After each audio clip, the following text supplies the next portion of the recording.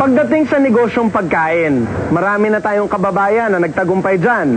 Isa na dito ay si Romel Juan, ang hari ng binalot, dito sa ating Boss na Po. Luma? Mahal. Luma? Negosyo yan. Mula sa lumang tradisyon ng paglalagay ng pagkain sa dahon ng saging, nabuo ang negosyo nila Romel Juan noong 1996, ang binalot. Alala namin nung kabataan ko, yung mami ko, binabalot yung mga pagkain namin sa dahon ng saging. So, yun, doon namin naisip. Sabi namin, ba't hindi natin gawin uling ganon? Kasi siguro sawa na yung mga tao dun sa mga fast food. Sabi natin, alam natin ang mga Pilipino, gusto pagkain Pilipino talaga, di ba?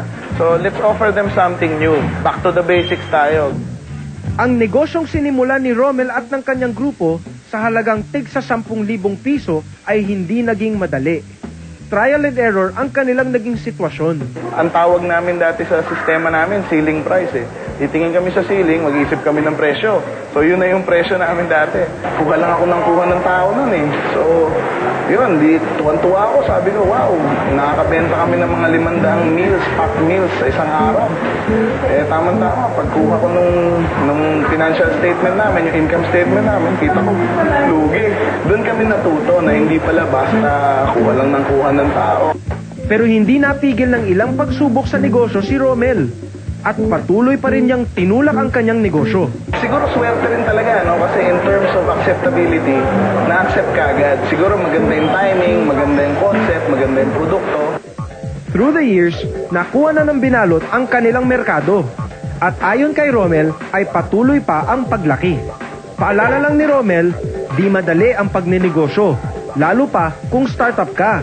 Kaya ang payo ko sa mga televiewers natin, look for your passion.